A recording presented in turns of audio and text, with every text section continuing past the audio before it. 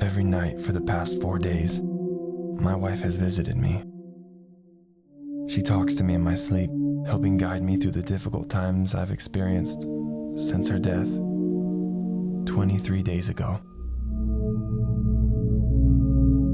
Not long after she passed, I convinced myself that life wasn't worth living without her and fell into a deep depression. I had made a plan to take my own life on the day of her funeral, directly following the ceremony. It was the night before her funeral that she first visited me.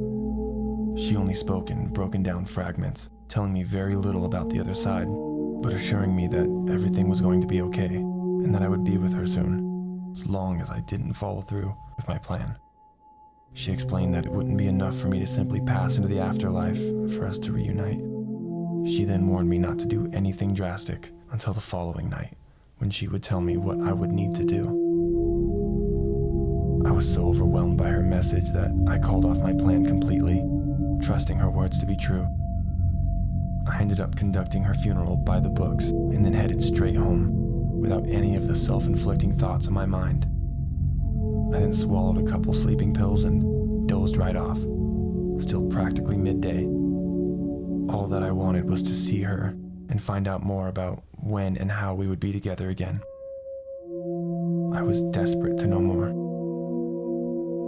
As soon as I reached a dream state, she was back, this time telling me exactly what I would need to do. Although I wanted to trust her, it didn't make sense once she finally told me.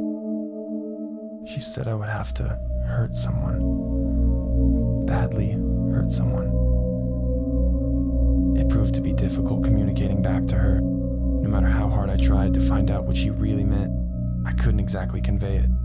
And it came out sounding more like a muffle, with the overall tone of it sounding odd. It was all typical discombobulated dream talk that was keeping me from getting my point across. Regardless, I woke up shortly after the mumbling began. I spent the entirety of the next day going through the motions, killing time until I could sleep again, while trying my best not to overthink the situation. Then as soon as I got home, I walked through the front door, dropped my coat, took 3 strong sleeping pills, and I was out like a light no more than 10 minutes later. When my wife returned, she started off by repeating herself from the night before, again telling me that I would need to hurt someone. By now there was no doubt what she wanted me to do. But how could she ever expect me to do a thing like that? I didn't understand what it was supposed to accomplish. She ended the practically one-sided conversation by stating that it was the only way that she and I could be together again. Her words sat heavy on my heart. She stressed the point several more times before vanishing once more. When I awoke, I stayed laying down in my bed for the next several hours, processing my thoughts. I missed my wife so much, but I could never hurt another person. Every time I convinced myself I wouldn't do it, my mind would lean on some of the happy moments my wife and I shared. I missed her so much it hurt. My heart twisted more every day I spent without her. I made no attempt to go to work, instead spending my afternoon plagued by the self-inflicting thoughts creeping their way back into my head. I went so far as to tie a noose and drape it from the rafters of my garage. Then I pulled up a chair and just sat in front of it, contemplating while I twirled my gold wedding ring around my finger. I literally sat in front of that chair for the rest of the day, my head drowning in turmoil, reciting the act of my death over and over again. No matter how bad I wanted it, I couldn't bring myself to lift my body up from that chair. I had been letting her down. There was nothing but guilt and confusion in what remained of my life. Once I could no longer see light outside the garage door, I was able to stand up out of the chair and go to bed.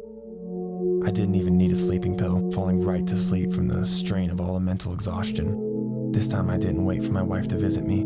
I spoke loud into the void. My words blurred as I declared myself incapable of doing what it would take to be with her. I worked myself up into a frustrating rant, repeating my plea over and over again, feeling more miserable and more pathetic each time. Finally, my wife appeared from out of the dark. She stood there watching me without saying a single word. I continued my rant, now facing her as she stared at me.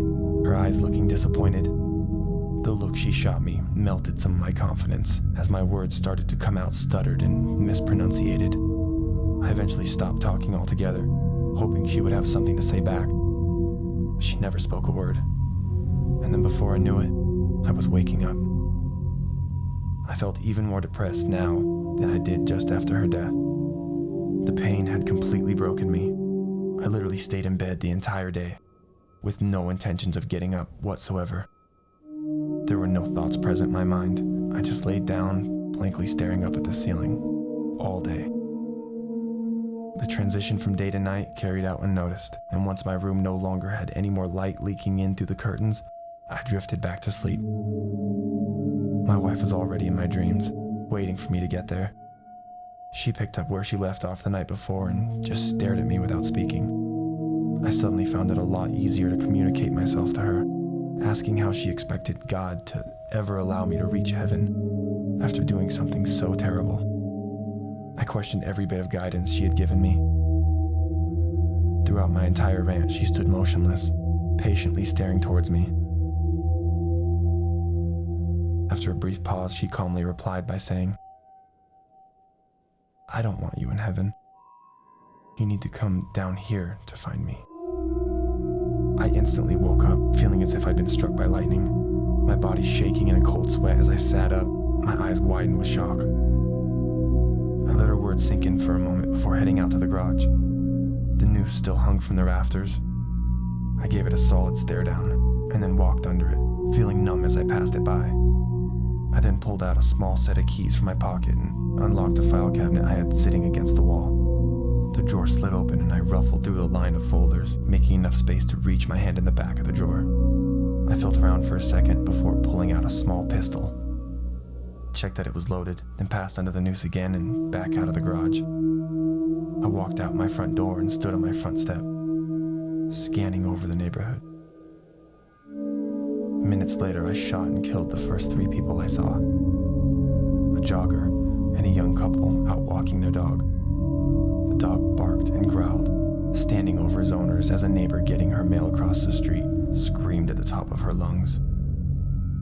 I stood motionless on my front step, listening to the sound of the sprinklers in my yard, and then turned the gun towards myself. I can't wait for us to be together again.